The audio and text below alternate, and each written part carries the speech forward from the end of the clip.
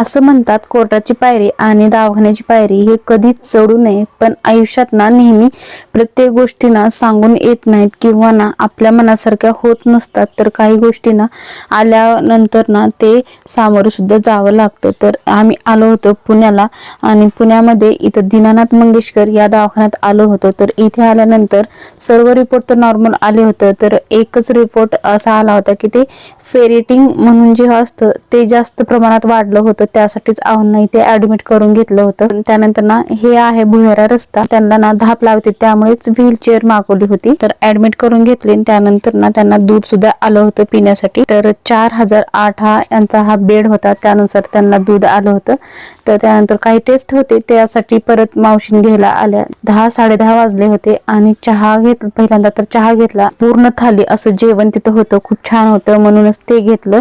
त्यानंतर चहा घेऊन परत मी त्यांच्याकडे निघाली आणि तिथे त्यांना 1 तास लागणार होता। मला सांगितलं होतं की तुम्ही बाहेर बसून घ्या, तोपर्यंत मी चहा घेतला आणि थोडंफार खायला सुद्धा घेतलं आणि त्यानंतर त्यांच्याकडेच गेले। तिथे जाऊन 10 ते 15 मिनिट बसले, त्यानंतर ते आले।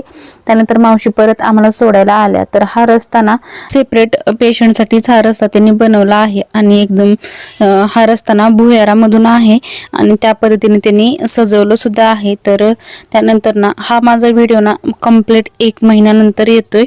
तर जे काही आणलं होतं ना ते थोडंसं खाऊन घेतलं। तर बघू, या कारणामुळेच माझे मिनी ब्लॉग येत नव्हते, तर 1 महिना झालं। तर इथून पुढे ना कंटिन्यू नक्कीच व्हिडिओ करणार आहे। तर भेटू नेक्स्ट व्हिडिओमध्ये, बाय।